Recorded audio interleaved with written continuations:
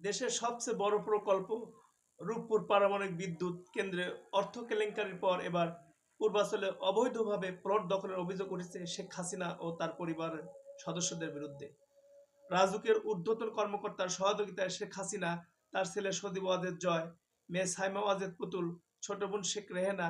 ছোট বোনের ছেলে রাদওয়ান মুজিব সিদ্দিকী ববি এবং বোনের মেয়ে আজমিনা সিদ্দিকীর নামে পূর্বাঞ্চলে কূটনীতিক জনের ১০ কাঠা করে মোট ৬০ কাঠা প্লট অবৈধভাবে বরাদ্দ নিয়েছেন তারা। আজ বৃহস্পতিবার দুদকের প্রধান কার্যালয় থেকে এ দুর্নীতির বিষয়ে অনুসন্ধানের বিষয়ে সিদ্ধান্ত নেওয়া হয়েছে বলে জানান সংস্থাটির মহাপরিচালক মোহাম্মদ আক্তার হোসেন। জানা গেছে, রাজনৈতিক বিবেচনায় সরকারের ১৩ ধারায় ক্ষমতাবলে শেখ হাসিনা ক্ষমতা অপব্যবহার, বিভিন্ন অনিয়ম ও দুর্নীতির মাধ্যমে রাজুকের ঊর্ধ্বতন কর্মকর্তাদের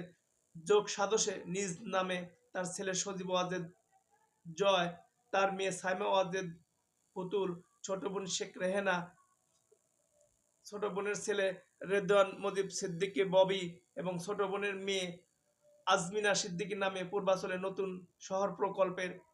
২৭ সেক্টরের কূটনীতিক জোনের ২০০৩ নম্বর রোড থেকে ১০ কাঠা করে মোট ৬০ কাঠার ৬টি প্লট বরাদ্দ নিয়েছেন। গত ৪ ডিসেম্বর শেখ হাসিনার বিরুদ্ধে ক্ষমতার অপব্যবহার, প্রতারণা, অনিয়ম, দুর্নীতির মাধ্যমে আশ্রয়ণ প্রকল্প, বাংলাদেশ অর্থনৈতিক অঞ্চল কর্তৃপক্ষ বেজা ও বাংলাদেশ রপ্তানি প্রক্রিয়াকরণ এলাকা কর্তৃপক্ষের ব্যবসা প্রকল্প বাস্তবায়নের